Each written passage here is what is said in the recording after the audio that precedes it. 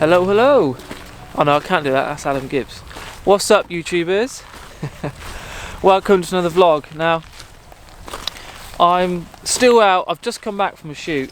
I'll link the video up on the top corner. Shooting some dead trees. And I'm on my way back to the van. And I thought, I'm in an RN whether to take another image or shoot another vlog, because these trees that are in the water are insane. They are stunning. Now let me rephrase. They are stunning. Although they're dead, and although they're submerged in water, they make fantastic subjects for long exposures. You can isolate the a clump, one tree, one branch, or whatever you want to do. There's so much scope for compositions around here. I couldn't not vlog it. Right, now I've got the long lens on, and all I'm doing is looking around, trying to pick out, zooming in and out, and what I'm trying to do is isolate a clump. I'm going to eliminate any horizon. It's just going to be water and trees. I'm going to stick polarizer on, take the glare off, then I'm going to put a 10 stop in and flatten out that water. And now what we're going for now is a really minimal, modern, niche image. Michael Kenner springs to mind, and I'm not saying my shots are going to be as good as Michael Kenner's, there's no way, but if you don't know what I'm on about, look up Michael Kenner after you watch this video, and that'll give you a comparison of what you should aim for, because Michael Kenner is an unbelievable minimal photographer. So that's what I'm trying to do. Michael Kenner is my inspiration for this video. So I'm going to try and pick out a little clump, and we'll go from there. There's a clump behind me and there's a clump down the bottom there, and I think I'll probably shoot this one first as I've got all my gear here. Yeah, I think there's probably only 2 compositions. So let's get going.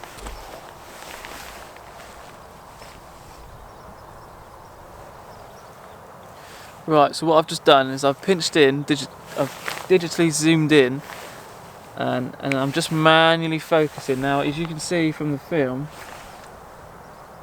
it's very hard to focus because the end of the lens is quivering so much. But you just got to sort of do your best you can, a bit of trial and error. Obviously, it's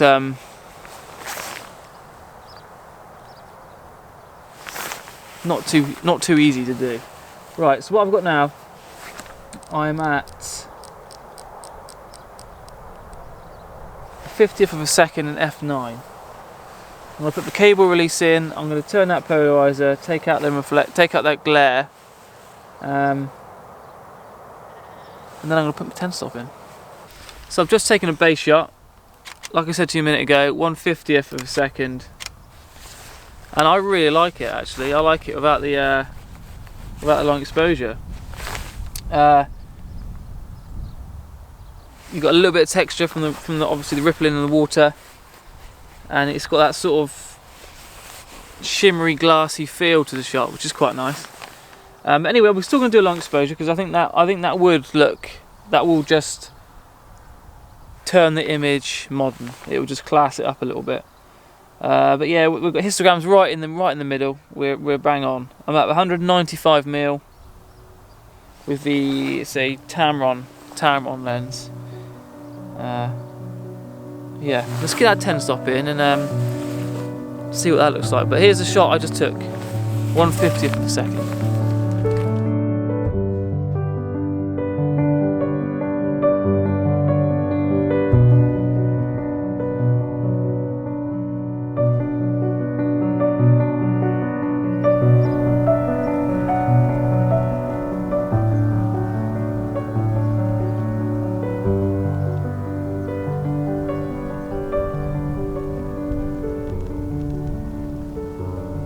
I absolutely love that shot. The first shot was good. The short shutter speed is 1/50 of a second. But that last long exposure I took was 30 seconds. Didn't need to go 30. I could have gone 25. But I thought I'd just give it a little bit more, just to make them highlights pop just slightly. And I really, really like it. It looks awesome on the back of the camera. So I'm going to go down there now. I'm going to go down there and shoot back up to another little clump, and we'll get the camera set up again. But it is so hard. Then that I just took 2 long exposures, and the second to last one was the one that I'm really happy with. The last one, there was just a slight breeze in the during the 30 seconds, absolutely killed the reflections and changed the white balance of the image. It looked so blue. Them Lee big stoppers and little stoppers, they're good, don't get me wrong, they are good, but if the white balance really alters the colour shift, the last shot was really blue. I'll show you the raw files. The image I put up now, this image is the last shot I took with the just slight breeze which killed the reflections. And this image is the shot I took before, which is the one I really like, which is the one I took straight after the 50th of a second. So you can see them 3 images, and you can really see how the slightest little breeze kills the reflections, and you don't get that ethereal, don't get that sort of mirrory, glassy feel. You get more of a flat glass, if you know what I mean. It's hard to explain. Anyway, I'm gonna get this next shot sorted out, and I'll get you back out.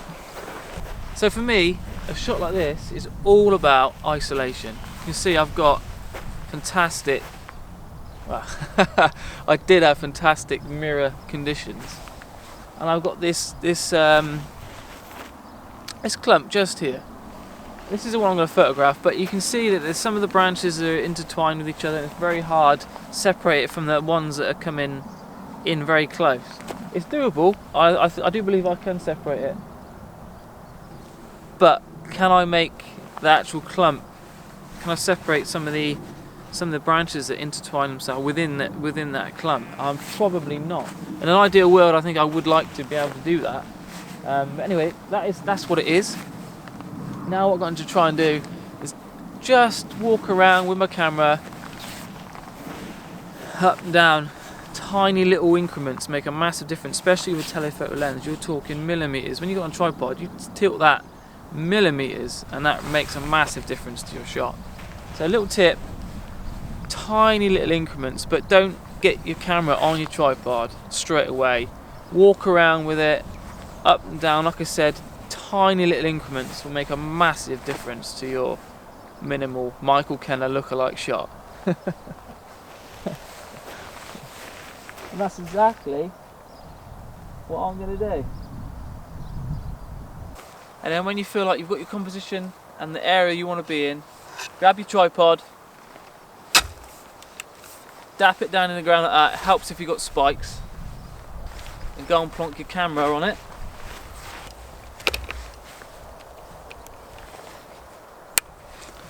Now I have got some branches that are crisscrossing each other in the actual clump, and it does look a bit untidy, but come on, I can't, you know, it's a natural thing. So it's hard enough isolating the subject as it is. Now I'm going to take a base shot now, just using the polarizer, 1/60th of a second. I'm using a cable release because at telephoto I'm at around 85mm. Any little touch, shake, vibration is going to really cock up the shot. So just check for focus. Just once again, pinched and zoomed in, focus manually, F9, and yeah, that is sharp and also really nice to look at. So I'll put that base shot up on the screen now, and then I'm going to get myself set up for the 10 stopper again.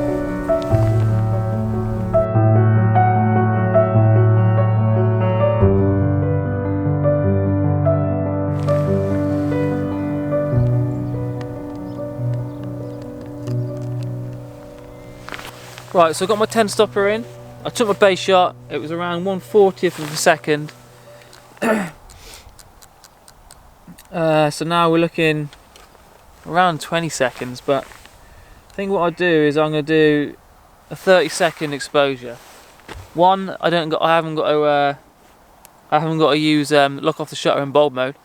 And two, although I only technically need 20 seconds, I do find sometimes that it meters the wrong side. So I always find when I do long exposures with the D7200, always try and overexpose it ever so slightly rather than the other way around, because it's easier to bring the highlights down than it is to increase the shadows. At least that way you're not introducing noise to the image, you're just trying to retain some of them highlights. I'm only talking slight.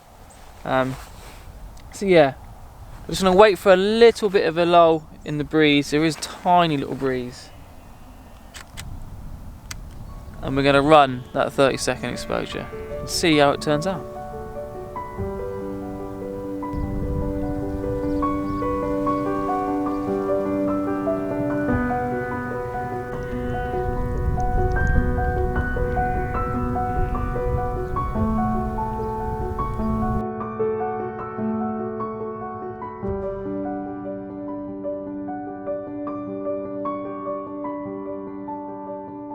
So there you have it. That's exactly how I would tackle a shoot like this. And I'm not sure if Michael Kenner would attack it in the same way, but that's exactly how I would attack it. I'm really happy with them 2 shots, considering it's pretty crappy light. You know, it's pretty dull and flat. And now actually there's a little bit more breeze.